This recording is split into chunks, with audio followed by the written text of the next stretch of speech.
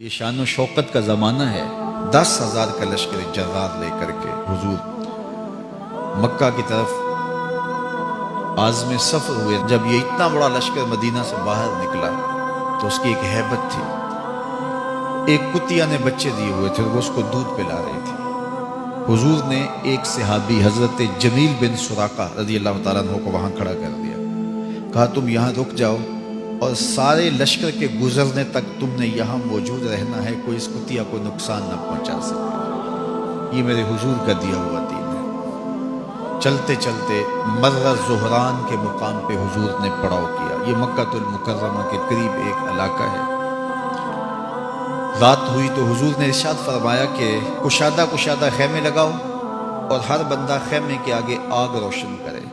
حضور کی آرزو یہ تھی کہ مکے والے اس منظر کو دیکھ سکیں اور لڑائی کی نوبت نہ آئے، قتل و غارت تک ماجرا نہ جائے اور ان کے دل میں ہیبت پیدا ہو جائے اور وہ خود ہی اطاعت قبول کر لیں۔ اب لشکر گزر رہا ہے، کبھی کوئی قبیلہ جھنڈے تھامے جا رہا ہے، کبھی 10,000 کا لشکر تھا۔ تو ابو سفیان کی زبان سے بے ساختہ نکلا، عباس تیرے بھتیجے کی بادشاہت قائم ہو گئی۔ کہا بھولے نہ بنو، یہ بادشاہت نہیں ہے، یہ نبوت کی شان ہے۔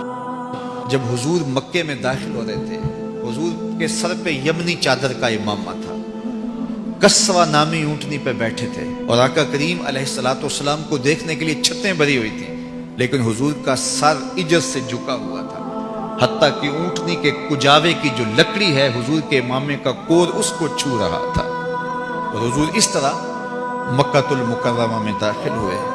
جو ہی حضور سین حرم میں داخل ہوئے، آقا نے اونٹنی پر ہی طواف کا آغاز کیا اور اپنی چھڑی سے حجر اسود کا استلام کیا اور اللہ اکبر حضور نے کہا۔ جب حضور نے اللہ اکبر کہا، 10,000 صحابہ نے اللہ اکبر کا نعرہ لگایا، مکے کی وادی گونجنے لگی، اللہ اکبر کے نعرے کا تسلسل قائم ہو گیا۔ پھر حضور نے خاموش ہونے کا اشارہ دیا تو سارے خاموش ہوئے۔ 360 بت تھے جو اطراف کعبہ میں نصب کیے گئے تھے۔ حضور چھڑی سے اشارہ کرتے اور جاء الحق و زہق الباطل پڑھتے اور وہ بت اوندا ہو کے گر پڑتا۔ اللہ اکبر۔ ادھر ظہر کا وقت ہو گیا، حضور فرمایا بلال کدھر ہے؟ حاضر کیے گئے۔ فرمایا کعبے کی چھت پہ کھڑے ہو کے اذان پڑھو۔ اللہ اکبر۔ بلال کعبے کی چھت پہ کھڑے ہو گئے۔ جب ہم اذان دیتے ہیں تو رخ کدھر کرتے ہیں؟ قبلہ کی جانب۔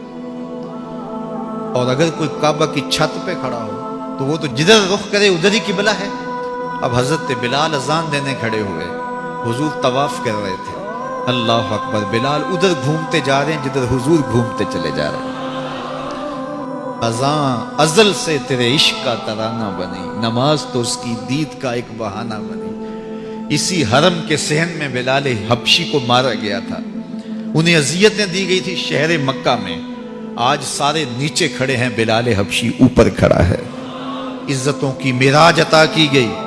حضور علیہ السلام تشریف لائے اور آقا کریم نے فرمایا کہ لوگوں بتاؤ تمہارا کیا گمان ہے میرے بارے؟ انہوں نے کہا آپ کریم باپ کے کریم بیٹے ہیں تو آپ سے ہمیں خیر کی توقع ہے، لیکن انہیں یہ تھا کم از کم ہمیں مکہ بدر کر دیا جائے گا۔ لیکن میرے حضور نے فرمایا آج میں تمہیں وہی کہوں گا جو حضرت یوسف نے اپنے بھائیوں کو کہا تھا، جاؤ چلے جاؤ، آج میں نے تم سب کو آزاد کیا۔